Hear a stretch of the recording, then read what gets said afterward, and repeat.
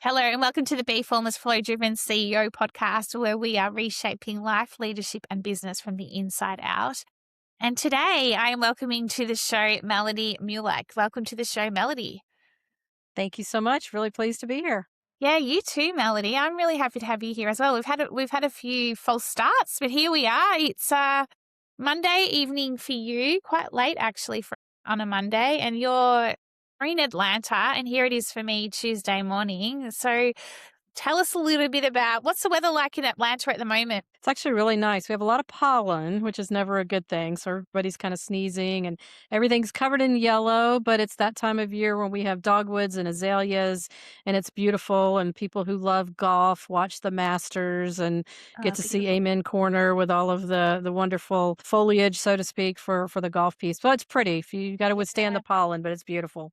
You're going into spring, summer, and you're in spring, and we're in heading into the cooler weather. It's always a change when Easter comes. So anyway, let's get on into it. You have quite the story. I was just saying to you pre-show, I've spoken to a lot of people on the podcast, and the audience, I think, will certainly find our conversation super interesting today.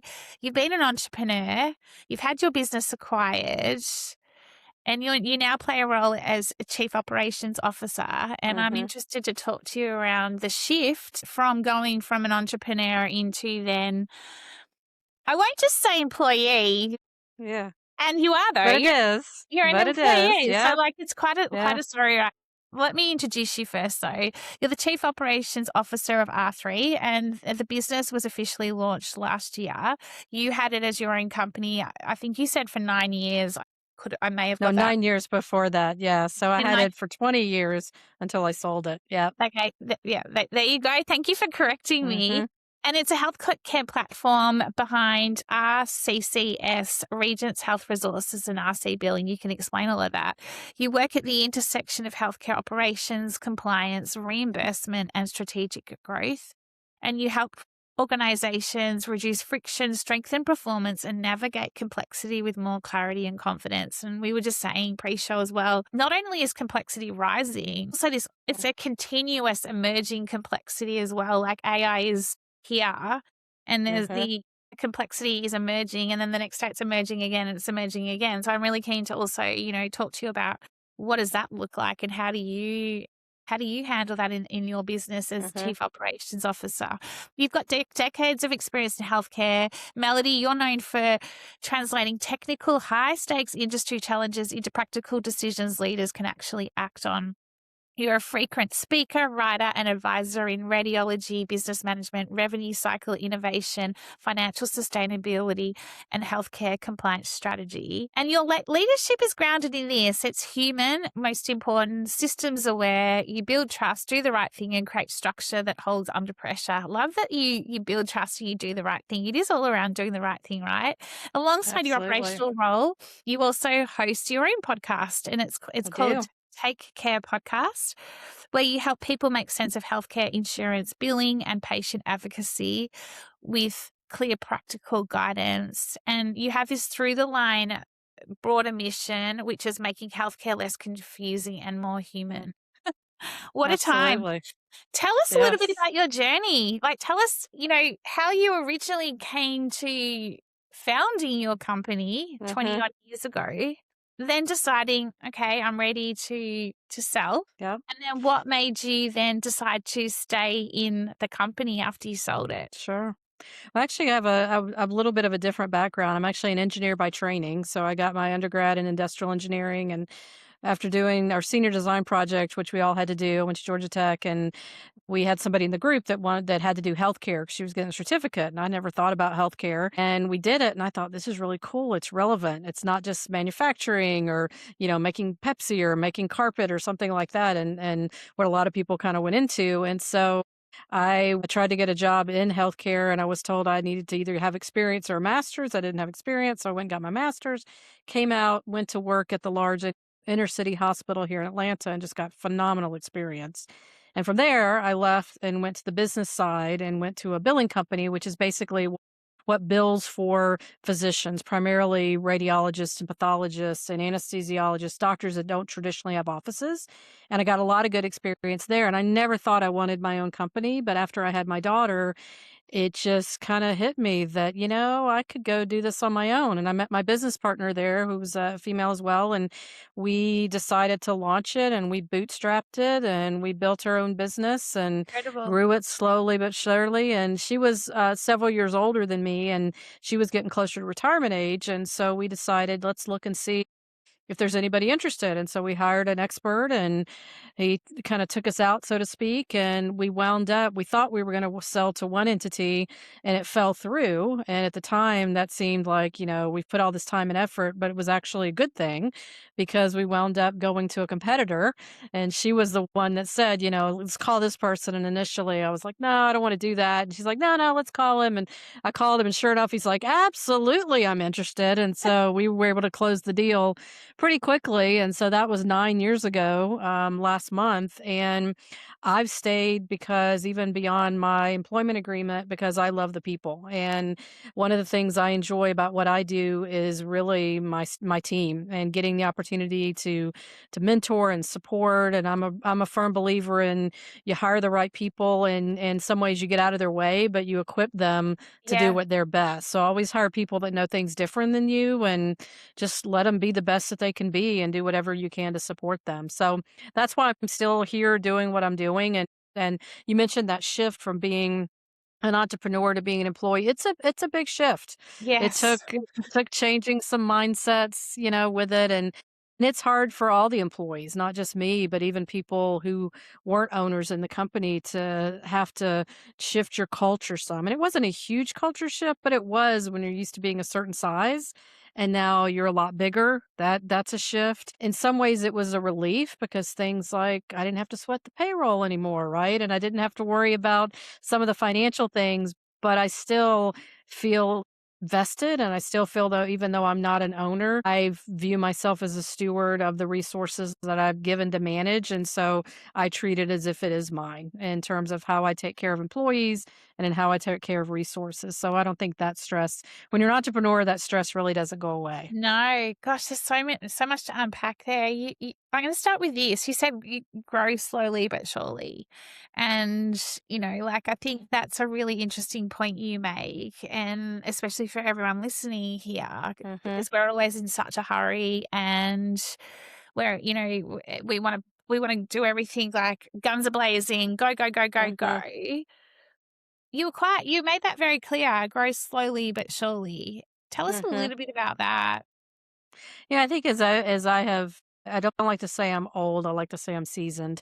As I've Oh, I love that. seasoned, as time has gone on, I've learned that to your point, I mean, sometimes you do need to get ramped up on something quickly, but a lot of times you find that just being patient and taking the time to continue to grow and being willing to change. I mean, I when I started this year in 2026, I my word of the year I picked was reclaim for a lot of different reasons. I thought, "Oh, this is going to be the year that I reclaim, and I might as well throw that word out the window because that is not how 2026 has gone so far. It's not a bad thing, but it's going in a different direction of growth and things that I didn't necessarily as people kind of joke and saying, "Well, that wasn't on my bingo card to deal with this year." But it's good because again, you continue to grow. So I do think the slow growth is a good thing. I also think about a quote, and it was actually Tom Hanks that said this, and I don't know why it sticks in my mind, and that I've started thinking about more is some interview he did not that long ago, is he said, "This too shall pass." If things Mm, are really, really good, enjoy it, hold on to it, because this too shall pass. And if things mm. are really bad, don't wallow in it because this too shall pass. And so I think those kind of coupled together have really helped me get through things and just always continue to look forward. Yeah, it's a great call out, and I was only talking about this yesterday myself in terms of I didn't use the notion this too shall pass, but I think and I Mhm. think it's really important though because there is so much up in the air, and I'm keen Mhm. to talk about how that's impacting your business, impacting you as a Mhm. leader, your team, everything. It feels like for me everything is up for grabs right now, and if we like turn the news on, it's like oh Mhm. it's doom and gloom, or 1 minute it's doom and gloom, and the next minute it's not. And you're just like, yeah, we're riding this constant Mhm. roller coaster, right? Right. And I love that you've Absolutely. actually, yeah, and I love that you've actually called out reclaim, because it is the opportunity to reclaim. How am I going to reclaim what's important to me in these Mhm. moments of upheaval, these moments of, well, it is uncertain times, full stop. And Yeah. how do you operate in those moments? And so I think it's a really important point, and the grow slowly is really interesting for me, because we're constantly thinking, well, we have to try and keep up, and I Mhm. don't think I'm the same as you. 2026, I'm like, I don't know if this is what I signed up for yet. Yeah. Like, I thought this was going to be so different, Yeah. and it's making me look at everything differently and go, all right, well, what do I have to shift? What do I have to reshape? Like, I think that's what we're in. What's your view on that? No, absolutely. I mean, as you talk about the chaos and all the constant change, I mean, obviously AI is front and center in all aspects of business. And there's good stuff that's out there. There's a lot of what I would call vaporware that's out there, and trying to figure out what's real, what's safe and good to use in a way to make us more efficient as Mm, leaders, but mm, not rely upon it. And so slowly kind of stepping into those waters and guiding people appropriately. So I'm slowly embracing AI. Again, I want to make sure I understand it, but I also don't want to be so stuck in my ways that I'm not open to the efficiencies it can give me. So there's certain things I've been able to do that have made me a lot more efficient in a good way to enable me to do more things. I mean, I don't think AI is going to replace everybody in any no. form or fashion, but also in healthcare, Yeah. there's a lot of ways that AI gets used in the business side of healthcare, whether that relates to, as kind of billing as a piece of it, but even in the care of patients, AI continues to grow. When I launched my podcast last year, I was thinking of it purely from the United States perspective. And I was thinking, I'm just doing it about our healthcare system. But I learned quickly that it's not. It really it's stuff that really can help people all over the world, because a lot of the things that we have, while we may have different payment systems, the core issues that we have as patients are the same. It doesn't matter where you are in the world, the concerns of getting into a provider and getting your needs met really doesn't vary a lot. But kind of again back to the chaos, I think for everybody, it's particularly difficult just to try to figure out what is noise and what are the things that we really should focus on Yeah. and invest our time and energy into to really yield a good return on investment of our time as well as our resources. It's so true. Tell me, what are the issues? Like, what are the consistent issues, in terms of patient, and the healthcare system that you mentioned? You said it's Mhm. universal globally. What Well, yeah, I mean, I think, and obviously there's going to be some variations by country, but in a lot of places, there are shortages of physicians and there's shortages of providers. And so sometimes getting in to see a specialist can be really difficult. Or when you get in to see a specialist, do you get all your questions answered? Or do you feel like that they're rushed because now they're using technology and they're typing into the computer and they're not really listening to what you have to say? Mm, And I think just navigating those systems and understanding, for a lot of places that have maybe two different types, there's a government provided healthcare system and there's a private yeah, system, and which one is better, and I don't know that there's one quote better than the other. I think it depends on where you live, but understanding what the differences are and when do you pay more to get access to certain things, and what really defines good care. I think those are all things that patients and caregivers, whether you're taking care of parents or a child or your loved one, whomever that you're doing, I think just navigating and feeling confident because you're already stressed out because you're dealing with healthcare. And yes. just that, I think healthcare is an area that people probably feel the least confident in of anything else that they do. Yeah, I agree. Which takes me to my next question around, given your, I guess, the sector, the industry you're in, and there's such a need and a requirement for empathy, understanding, Hmm. care, like health care, Right. and it's a really interesting point that you call out. I do wonder at times, is it becoming a little bit health transactional because of Mhm. the fact that we now do have the efficiencies of AI, Right. and you're able to see more patients, do more things. However, you also need to be able to sit with your patient and be caring and Hmm. understanding. That's from a specialist doctor perspective, in terms of your team, yourself as a leader, how important is the need to have empathy and understanding and care in terms of how you lead, how the team perform, etc., in the R3 business? Yeah, I mean, one thing about being in healthcare, which is different, is at the end of the day, we always say, even on the business side, it's all about the patient and making sure that we all think about the patient's experience, not only clinically, but financially. But to your point about empathy, I think as a leader, it's really important that we always think about how do we meet our employees halfway. Like one of the things that we do the DISC. I don't know if you've seen the Yes. discovering individual styles of communication. We do that and we do strength finders on all of our Yeah. staff so that we can get a feel for not to just, okay, that person is just only that way, but rather see what their strengths are, but also how do we make sure we're communicating in the best way to help each other and support each other. So if I Mm. know where somebody falls, I know I'm a D.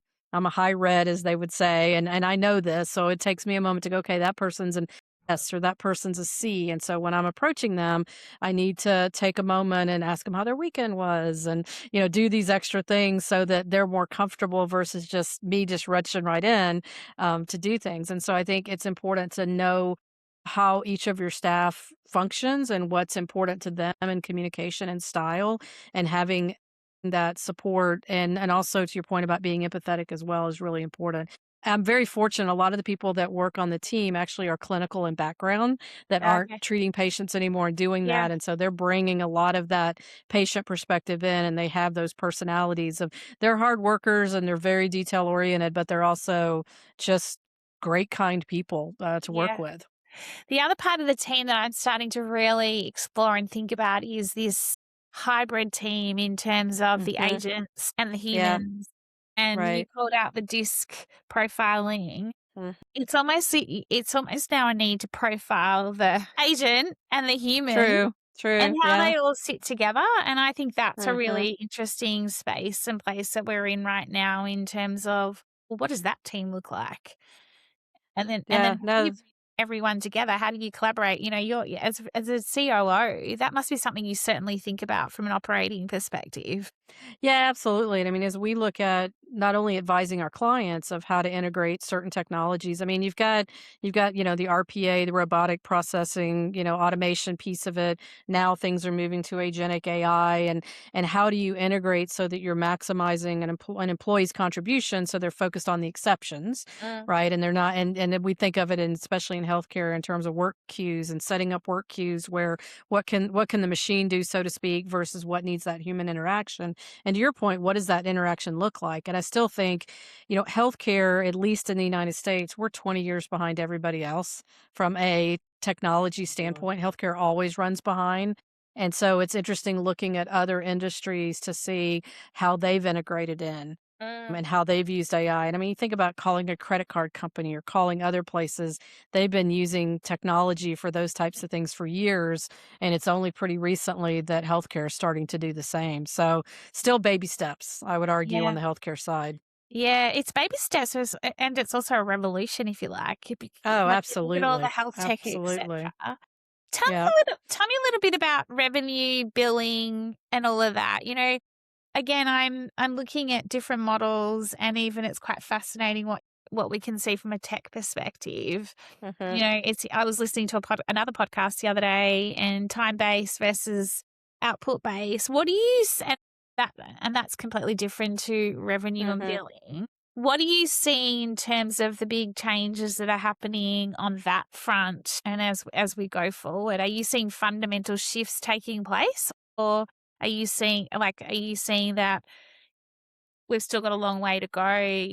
When I think Hmm. about it, the economy, again, everything being up for grabs, it just feels like everything in terms of this system Hmm. is going to be reshaped, if you like.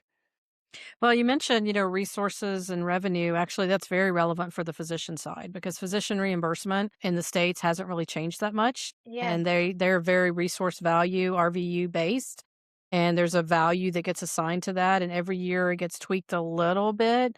But we would argue that our physicians don't make as much as they should. And so they're evaluated based on how many RVUs they build. In some places, they're evaluated on how much revenue they produce. And so it very much does come into play. Hospitals a little bit different animal in their process and how they get reimbursed. But I think there's going to have to be changes in healthcare as a whole and the delivery of healthcare. And there's rural areas, and again, that applies to a whole lot of different countries. And how do we deliver care in a rural environment versus an urban environment? But kind of back to the AI piece, where we see AI coming in is being able to put in a machine where you can see somebody remotely, in a location and being able to go in, even if you live in the middle of nowhere, but yet you're able to go somewhere and talk to a dermatologist or talk to a cardiologist and be able to do that electronically. We're going to continue to see that grow, I think, all over the world so that specialists are able to do that. I mean, we see stuff now. I'm involved in an organization called World Pediatrics, which has to do with children receiving care in their home countries, but getting advice and guidance from groups of physicians and things like that, and really equipping those individual countries to take care of their own kids. And you think about being able for a surgeon to be able to have a Zoom call with a surgeon in another country and give them guidance or observe a surgery or provide support with that. Some of it is kind of straightforward. It's not necessarily, quote, the robotics and the AI, but there's a lot of that coming into play as well. Even how do you prioritize which kids get surgery first, and building AI models to determine where the resources are and how do you match the kids up with the resources. So I think for the delivery of care, we're going to continue to see AI get used in creative ways in addition to just kind of the business of medicine. Yeah, it's so fascinating. And the way you're speaking, it feels like it's almost like it's been such a disconnected Mhm. ecosystem. Yep, And the absolutely. power and opportunity is to interconnect it together Mhm. in a way Yes. that is going to create more leverage for the patient, Mhm. more leverage for everybody, in Right. terms of the doctors, especially everybody is going to benefit from what you're talking about here. The other question I have for you is, burnout is pretty prevalent in your industry, and Mhm. do you see that a lot, not just with the physicians and everybody else that but in terms of in your have you experienced it much in your organization or in the organizations clients that you work with? Are you seeing that is still a big issue, or is it somewhat petering off? I think burnout is still definitely an issue. I think it's good that we can talk about it more and kind of watch out for each other a little bit more with that. I think we're all, I won't say everybody's in danger of it. I mean, I think but it is a concern. It's not just working a lot of hours, but it's the intensity. Kind of, you Mm, talked about the chaos around us, because it's not just a lot going on with work. I mean, you turn the news on every day and there's a lot more bad than there is good, and you just don't know, okay, now what is today going to bring from the political standpoint. And I think it's really important that we keep a pulse on what our staff is, and being able to give them opportunities to make sure they're taking their time off. I mean, I will mm. say, in the States, we're known for working too much, and I think that's probably true. And we could learn a lot from other countries that do a much better job of kind of work-life balance with that, but really holding each other accountable to make sure we're taking our time off. I mean, there was a time, especially when I was just getting started as an entrepreneur, where I maybe took 1 week of vacation a year or 2 weeks of vacation a year, and now I'm like, no, I'm going to take my vacation. I'm going to Yeah, make sure, and so I'm already planning the next one. So I've already got the next 2 planned, and so I think I love that's that. really important. But no, I think it's still definitely an issue and something that we always, especially as leaders, need to be on the lookout for with our staff so that we can help and support them to not get to that point. Yeah, and it's also it really is around switching off, isn't it? It's that ability to be able to Mhm. switch off. How do you encourage your team to do that? It's staying kind of on the pulse with everything, and Mhm. yet it's also like detoxing from screens. Yes. And I mean, my Mhm. brain starts to fry at times when I just have to. Do you have any rituals or rhythms in play with the team to ensure that they are coming into work fresh perspectives? Mhm. You called out creativity before, creativity, innovation, the ability to problem solve. When you are completely overloaded, it's impossible to solve any form of a Right. problem. Well, we do several things. One, I mean, we really do embrace flex time in the sense of, yes, we've got office hours, but if somebody needs to go do something during the day, they want to go take a walk, go do it. They need to do whatever they need to do.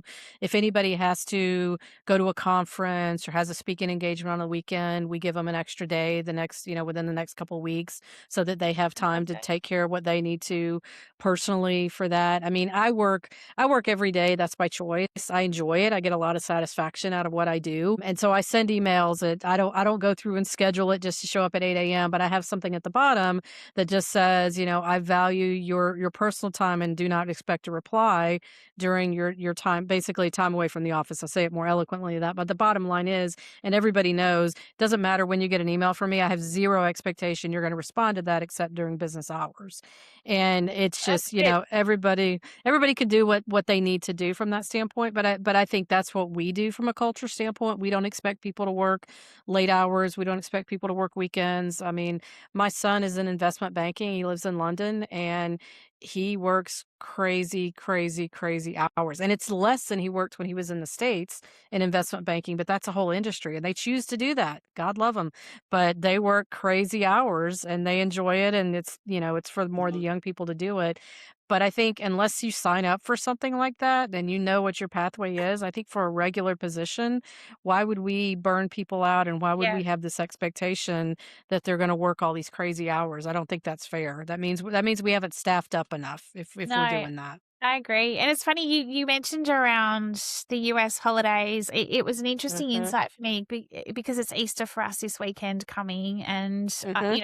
and we have a 4-day holiday. So we've got Good Friday on the Friday, and then obviously We do Saturday, too as a Sunday, company. Yes. and then Yeah. Monday is a public holiday. Yeah, we don't get Monday. We don't No, get and Monday, it but we get Friday. Yeah. yeah, and it's been really interesting because with all the podcasts and other Yeah. various business through overseas, I've really Yeah. observed like when I say to people, "Oh, we've got a 4-day holiday," they kind of look at me like, "What? Like, what are you Yeah. talking about?" And I'm like, "Yeah, it's Easter." Like, so it's a real interesting cultural Mhm. dynamic where I'm Yeah. like, "Oh, you don't have those. You're working right through." We have 4 Right. weeks annual Right. leave. I mean, if you're an employed, I guess it's different when you have your own business. That throws the challenge. Coming back to your children, it sounds like you're of course you're a go-getter. Do you think it's sustainable, from an investment banking perspective, and where I'm going with this with the younger generation? Are they more all in, or like, are you seeing that they're more all in, or, more? It's kind of, there's a few different variations, Mhm. isn't there, of this Right. generation? I think it's hard to group it because stereotypes in themselves are a mixed bag, right? They're not good because it's not fair to group a whole No. group together, but there's obviously some truth to it or it wouldn't technically be a little bit of the stereotype. I mean, my kids break the stereotype. I'm a bird launcher, not an empty nester, as I say. So my Oh, kids are what's a off the bird launcher? payroll. What's the They difference? yeah, well, everybody always says when their kids leave that they're empty nesters and they're all sad about it because they just have this empty nest. My view is I'm a bird launcher because my kids are successful. They are off the payroll. They're on their own doing stuff and they're both successful and they're very driven. My husband and I we're both entrepreneurs. We've both been driven and I think our kids kind of inherited that and so they enjoy work for work's sake. They enjoy Mm, producing things. They certainly never had that beat into them of us saying this is what you must do, not at all, but they enjoy what they do. I think what we've tried to always be is do something that you love to do. yeah. If it really feels like it's work and you don't like it, go do something else. Yeah, I You agree. wanna do something that you get up every day. I mean, we all have bad days. I'm not a Pollyanna, as we'd say. I'm not gonna say every day is perfect. It's not that at all, but it's gotta be that when you get up, overall, you're excited to conquer the day. I mean, for most leaders, I mean, almost all leaders I know, what you think you're gonna do that day is not actually what happens Yeah. that day. There's always things that change, but that's also some of the excitement. So you have to look at it from the positive standpoint. Yeah, I mean, I've really been focusing on energy a bit lately. I do love Mhm. energy, and someone pointed out to me the other day, I hadn't thought about it this way, and I'd love your thoughts on it also. From a leadership perspective and also from a team perspective, there's times when we have our energy zapped by others, Mhm. and there's also times that we actually zap our own energy when we choose to do something, and it comes right back to do Mhm. something that you love to do. Quite Right. often we know that we don't love doing something and yet we choose to do it. And it was such a Mhm. really insightful observation because I was like, yeah, I actually don't enjoy doing this. I Mhm. don't need to do it. Why am I doing it? And I and they said to me, just really notice your energy when you're in those situations. And I really do notice my energy in this particular Mhm. situation. And I'm like, it completely drops. I feel Yeah. almost like this, like I'm bored. Yeah. I'm like not vibing. I come out of it like, what a waste of my time, sort of thing. You know what I mean? Mhm. Like, is Yeah. that Yeah. something, do you notice that in yourself or do you notice that with your, Yeah, no, I think that's a really good observation. I think you have to figure out, am I doing it because it's habit or because I think I'm supposed to be doing it yeah, versus am I making a good choice? yeah, And I think always kind of reevaluating that. No, I mean, I think there's definitely situations where people can create, bad energy with things and you feel it. And those are the people that automatically bring you down.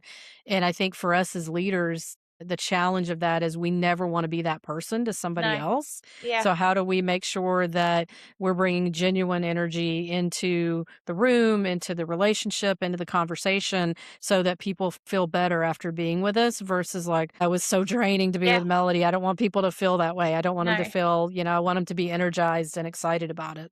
Yeah, 100%. I've got to find a couple of questions for you because I am conscious that it's later in the evening Yeah. and it's Monday. Monday's always it's a way into the week and you either can fill it up and then it informs how crazy your Mhm. week's going to be or you can ease your way into it.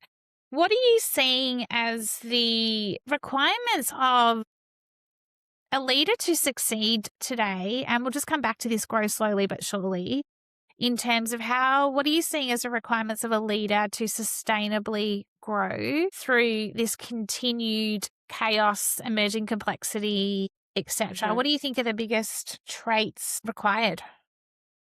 I think having high EQ, the emotional piece of that is really important Mm, because when people are just kind of barrel through without really thinking about reading the room, understanding how what they're doing is impacting others, I think that's a really big miss. And when I see people, quote, leaders that are just doing that without really understanding what the people around them need and understand that that changes over time. I mean, when you watch the evolution, not if you look back, hopefully nobody looks back from 10 years ago, 20 years ago and thinks, I'm exactly the same as I was then. I would yeah, hope everybody would see that they've evolved. Their employees and their staff and the people they're leading are also going through their own evolution. And it's staying aware of what that evolution is and how what somebody needs may change over time. I think the other thing I would say to be successful is really as things change and as we navigate new things, is how do we stay true to our own values and what we view as most important while we continue to evolve, and sometimes that's easier than other times to do. And I'll just say, especially in such a challenging political situation that we're in, at least where I'm at, that's a lot to navigate yeah, sometimes. yeah. I can't. It's watching it, seeing it. It's even here. Mhm. It is a lot to navigate. And so, how do you stay Mhm. true to you? How do you stay true to what illuminates your soul and ensuring Right. that comes from the inside out? What's the next big shape and shift for R3? Like, what's coming up for the next 12 months or so? Yeah, we're looking at some different ways of potentially expanding from an industry standpoint. So those are some things under evaluation. I think that, and just there is something to be said about having mass, meaning as you get bigger, it's easier to continue to get bigger. So we're focused on growth, not just for growth's sake, but to continue to have stability for the team, continue to diversify the specialties and things that we do, but really just focused on ensuring that we're the strongest organization that we can be so that we can be here in the future. I love it. Melody, how do we find out more about you and how do we find out more about R3? Well, if you can Google me, you can go to my website, melodymulaik.com. I'm on LinkedIn. I'm always happy to connect with anybody on LinkedIn. I post a lot of stuff there about the company, as well as my podcast piece of that. So the company is very supportive of what I'm doing with the Take Care podcast and the information I'm sharing that way as well. I love it. I love that you're paying it forward, giving it back, and the role you're playing within the company that was previously your company, and continuing Yep. to treat it like it's your own and, there's a piece of your heart within that business and there always will be. So, Absolutely. Melody, thank you Absolutely. so much for your time. I really appreciate you jumping on a Monday evening. I'm going to say have a happy Easter and hopefully you get You some and too. time off and enjoy that chocolate. Absolutely. Well, I appreciate so much the opportunity to be on. It was a lot of fun talking to you, and I enjoy your podcast very much. I listened to a few episodes, Thank- and now I'm going to be listening to a lot more. So, yeah. really appreciate the opportunity to spend time with you. No, thank you so much, Melody. Have a good evening. You too. Thanks.